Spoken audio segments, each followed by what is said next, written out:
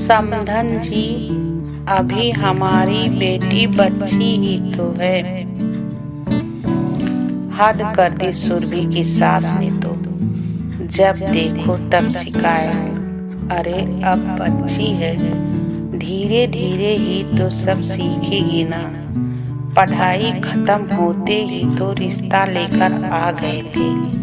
उस वक्त तो मीठा बोल बोल कर कि हमें तो बस संस्कारी लड़की चाहिए, शादी के लिए जल्दी मचा दी। और अब उनकी शिकायतें ही खत्म नहीं होती। ये नहीं आता, वो नहीं आता, रिश्तेदारी निभानी नहीं आती।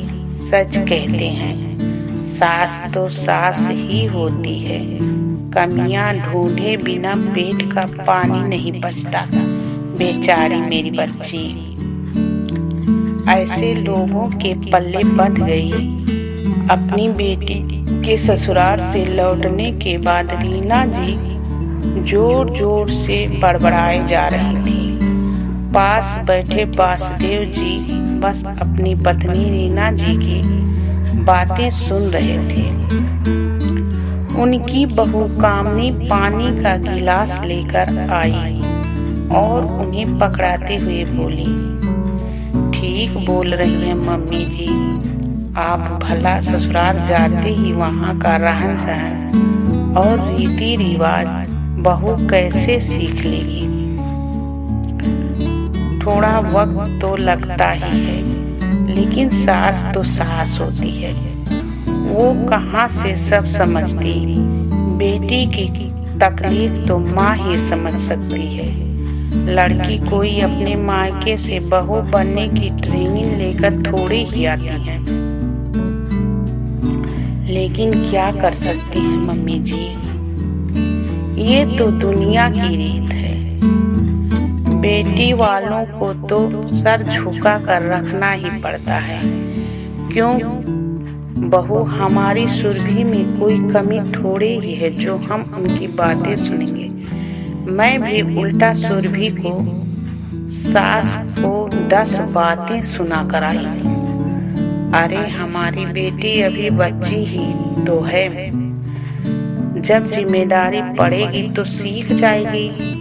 ये भी भला कोई बात हुई कि जितनी बार मिलो बस शिकायत ही सुनाते रहो। बहू भी इंसान होती है, प्यार से समझाओ तो सब कर लेती है। तमतमाते हुए रीना जी बोली, जी मम्मी जी, ये बात तो आपने सही कही। अब देखो मैं भी तो यहाँ आने के बाद सब कुछ सीख गई ना।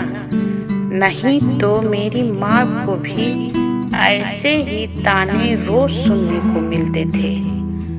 आप तो सुरभि की सास को 10 बातें सुना कर आ गए, लेकिन मेरी माँ तो चुपचाप सर झुका कर सब सुन लेती थी।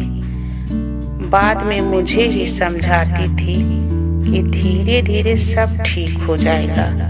वैसे ही देखना मम्मी जी, सुरभि के ससुराल में भी सब ठीक हो जाएगा, आप चिंता मत कीजिए। बोलकर कामनी मुस्कुराते हुए कमरे से बाहर चली गई। बहू की बात सुनकर रीना जी को समझ में नहीं आ रहा था कि कामनी उन्हें सहानुभूति दे रही थी या फिर ताने। पास बैठे वासुदेव जी की ओर देखकर रीना जी बोल पड़ी, अजी ये बहू क्या बोल कर गई, आपको समझ में आया? भाई घर में सबसे समझदार तो आप ही हैं, आपके रहते हमारी क्या मजाल जो हम कुछ समझे। वासुदेव जी हंसते हुए बोले। रीना जी ने गुस्से में तमतमाते हुए अपने पति की ओर देखा, फिर खुद बहू की बात समझने की कोशिश करने लगी। आपको क्या लगता है कामनी ने ननद के प्रति सहानुभूति जताई थी या अपनी सास को आईना दिखाया था? समझ में आए तो कमेंट बॉक्स में जरूर बताइए। धन्यवाद।